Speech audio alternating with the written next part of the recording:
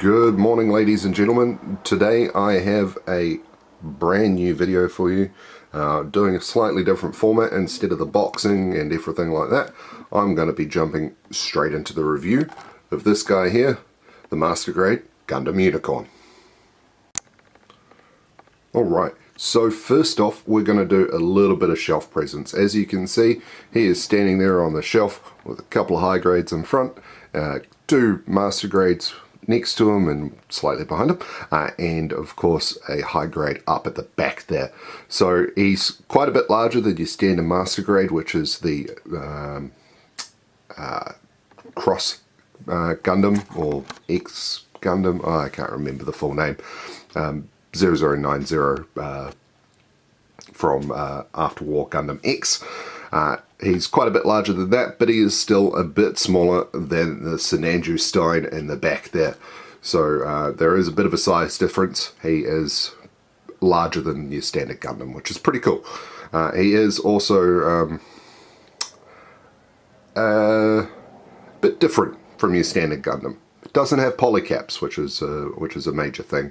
It's a serious plus in my book, but it does seem that he's probably one of the first designs to not have those polycaps, and that hasn't worked out the best. But I'll get into that in a minute. In the meantime, that is him on the shelf next to his friends, and it's pretty goddamn cool. Okay, so before I get too deep into it, I'm going to have to apologise for the background noise. You will hear the occasional car, possibly a horse whinny, and a couple of other things, since I am not at home in New South Wales. I'm actually up in Brisbane at the moment with my parents due to the current situation here in New South Wales. It's, for a future reference, it's December 2019 and New South Wales is mostly on fire. So I've come up here to Brisbane to spend the Christmas holidays with my parents, which has been lovely, and it did give me the opportunity to find this guy.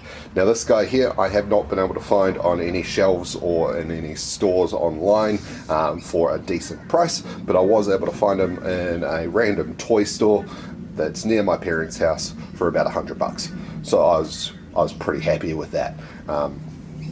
Anyone overseas, $100 is probably crazy expensive for a Master Grade, but most Master Grades range anywhere from $60 to $200 here in Australia.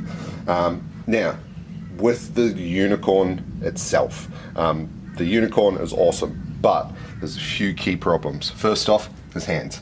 If I do that, boom. There was no pressure whatsoever. These things are super flimsy in the hands. There is a standard little peg in the palm of the hand to kind of hold it in place. But if you want the weapon to stay, you're better off with a bit of glue, to be honest. But that obviously will restrict things. You could, of course, thicken that peg up and maybe hopefully make it stick a little bit better. But I'm not quite sure if I'm willing to do that just yet. And now this guy I'm gonna be leaving in Unicorn mode. I'm not actually a big fan of the Destroy mode. It does give it an extra bit of height, makes it a bit bigger, a bit bulkier, and it is pretty cool. But I've already got the mega sized Destroy mode, and I've already got a Banshee Unicorn 144 stuck in Destroy mode as well, which is because it doesn't have the Banshee or Unicorn mode in that particular high grade version. So I'm real happy having a Unicorn mode model, and even if it does transform, I'm not too concerned about keeping it as a completely white model, basically. And now it does look like there should be lots of opportunities for panel lining. I've unfortunately found very few. It seems pretty hard to actually panel line this figure. A lot of these lines and marks that you see all throughout it are part of the transformation in some way, shape or form. So I've just kind of left it alone for the most part. I popped a couple of little things on it. I put the AE sticker on there and on there, and that's about it. These were both dry transfers. There is also a sticker sheet as well.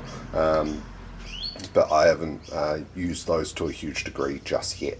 I'm probably just going to leave him standing like this as he is.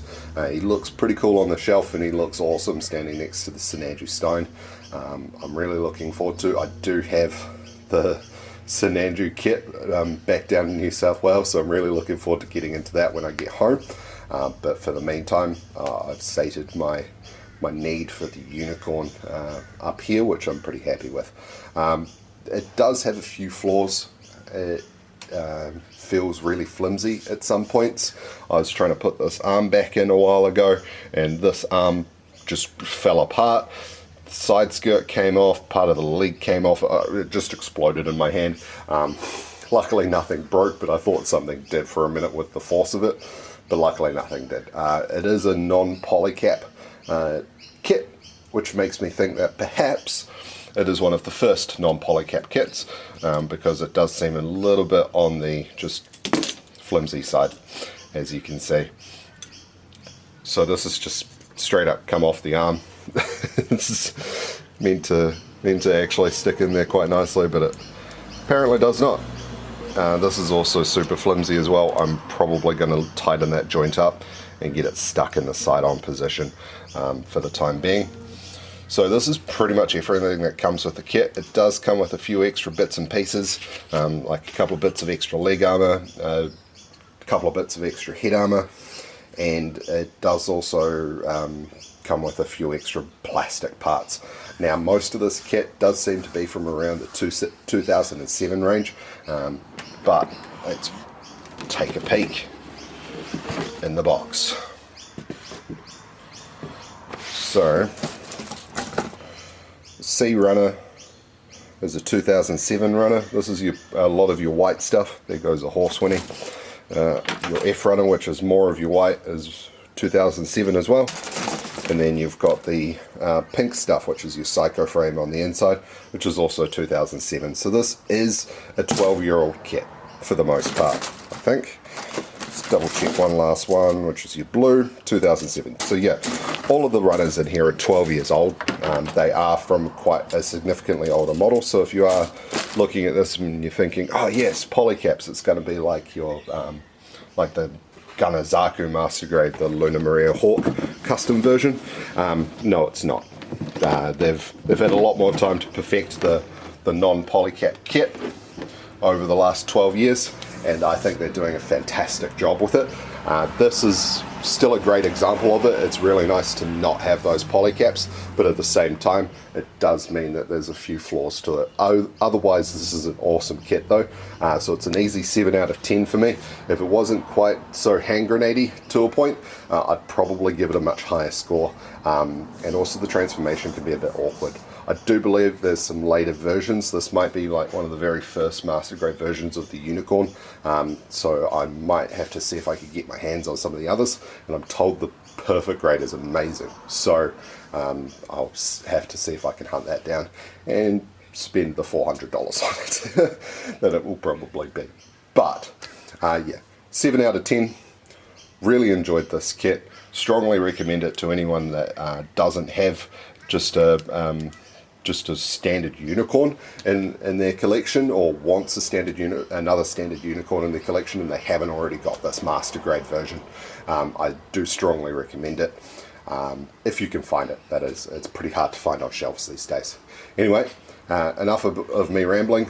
Time to jump into the time lapse, and I'll see you in the next video.